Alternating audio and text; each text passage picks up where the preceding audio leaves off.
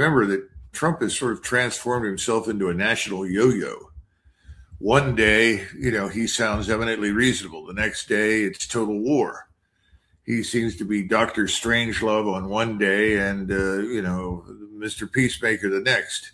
I don't think he knows what he's doing, and I don't think anybody around him does. I think the people around him are cashing in on the market.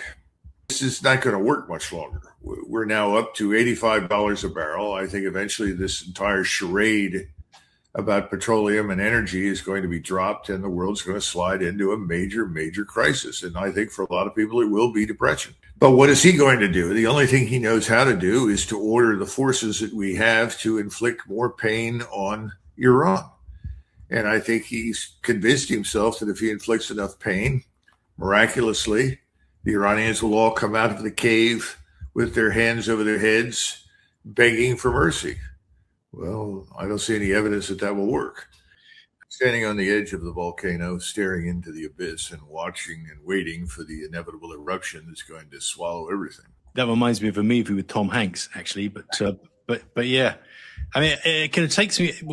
There's a danger when we kind of look at the news cycle that we get locked in the here and now and kind of transport you back to the start of March, shortly after the kind of military hostility started against Iran, when Rubio set out the US's 3 strategic aims for the campaign. The first was regime change. The second was to degrade Iran's missile capabilities. And the third was the nuclear program. Fast forward to today, we don't seem to have really made progress on any of those. And now Trump is threatening strikes on civilian targets. I mean, is there a plan? What is the plan? Well, I think you enumerated the wish list, which was never a strategy. People get confused. Oh, we have a strategy. These are the things we want. Really? You know what you want. That's nice. How do you plan to achieve that? We've never had an answer to that question because there is no strategy, and we have no strategy at this point. I think where we are is very simple. We now face the closure of the Strait of Hormuz. We understand the catastrophic nature of that. Many of us were pleased when Donald Trump signed off on the 14 points, even though he recognized that these were 14 points that were difficult for him to live with, because we said, well, the man's wised up. He recognizes that the global economy is in serious trouble, that if he doesn't end this quickly and open the strait, he'll destroy the whole global energy complex, which will cause the world largely to slide into, at best, a bad recession, more likely a depression, depending upon where you are. We've been through, what are we missing? We're missing fertilizer. We're missing all sorts of rare metals. We're missing, by the way, helium, which is vital and essential to the microchip industry. But we're looking at famine now in many countries. India is in very serious trouble, and they're very unhappy about it. They've now abandoned their previous position of support for Israel and recognize that Israel is a catalyst for conflict and trouble and is hurting them. The rest of Asia has followed suit, but increasingly people are hating us because they see us as the enabler, and justifiably so. So I think Trump is doing the only thing left that he can think of. And remember that Trump has sort of transformed himself into a national yo-yo. One day, he sounds eminently reasonable. The next day, it's total war. He seems to be Dr. Strangelove on one day and, Mr. Peacemaker the next. I don't think he knows what he's doing, and I don't think anybody around him does. I think the people around him are cashing in on the market. He and his billionaire friends are manipulating the market, artificially suppressing the price of petroleum and the products that are derivative. This is not going to work much longer. We're now up to $85 a barrel. I think eventually this entire charade about petroleum and energy is going to be dropped and the world's going to slide into a major, major crisis. And I think for a lot of people, it will be depression. But what is he going to do? The only thing he knows how to do is to order the forces that we have to inflict more pain on Iran. And I think he's convinced himself that if he inflicts enough pain, miraculously, the Iranians will all come out of the cave with their hands over their heads, begging for mercy. Well, I don't see any evidence that that will work. So where do you go from here? More of the same. Now, I'm sure you've heard this, Ian. There's a lot of talk about ground forces. And I think that that's a manifestation of the desperation. And I think we should talk about that. Yeah, I mean, there won't be any ground forces from Europe. Europe's not been willing to introduce any ground forces into Ukraine, as you know, Doug. So, I mean, I suppose strategically that the question that then is, you know, what would be the objective? And actually, how long would it take to summon up sufficient capabilities, you know, by which time one assumes the Strait of Hormuz would remain closed throughout that time. You know, the global economy would have gone even into an even worse state. So, you know, you can't just have ground troops, as you know, from Desert Storm with Danny Davis.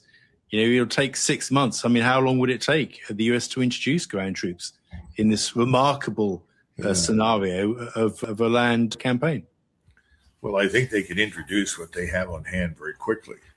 That consists of light forces, and that's where you go into this exercise of trying to figure out what would they do for you if you were to employ them. Now, I worked closely off and on for many years with Wes Clark, whom I normally regard as an extraordinarily bright man. Didn't agree with him on many things, but we always remained friends. He's been arguing for an attack to seize Karg Island on the assumption that seizing this island is going to harm Iran, destroy its access to wealth from oil, and this will somehow or another provide us with some degree of influence in future negotiations, whatever that means, with Iran. And then suddenly, not to my surprise, I expected this from this General McKenzie, who was formerly the U.S. Central Command commander who presided over or was actually the architect of the departure from Afghanistan a few years ago. He's now saying, oh, we ought to seize Karg Island. We'll have a great bargaining chip.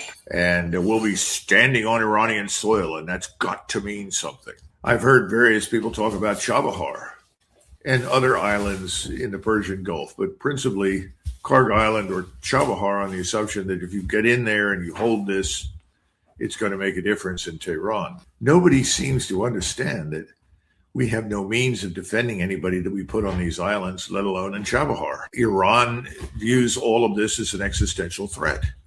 If you were to go into Chabahar, or let's say you were dumb enough to think that you could pour troops into Bushehr or Bandar Abbas, well, I think the Iranians would effectively flatten the place with you in it. The Iranians are going to behave much as the Soviets did as they retreated in front of the Germans, or as the Russians did as they retreated in front of Napoleon. They'll destroy everything. And whatever you think you're holding will be of absolutely no value whatsoever. They seem to be stuck in a colonial or almost imperial era where they regard Iran as something that you could sort of beat into submission. You know, there was a British intervention in the Persian Gulf. I've forgotten the details. It's been so long since I looked at it. They landed on the coast of on the western coast, or excuse me, eastern coast of the Persian Gulf. They held something hostage there, and finally the Shah said, fine, I'll sign off on the trade agreement or whatever it was. The British have done similar things, but those days are over. No one's going to sign anything or give us anything under any circumstances.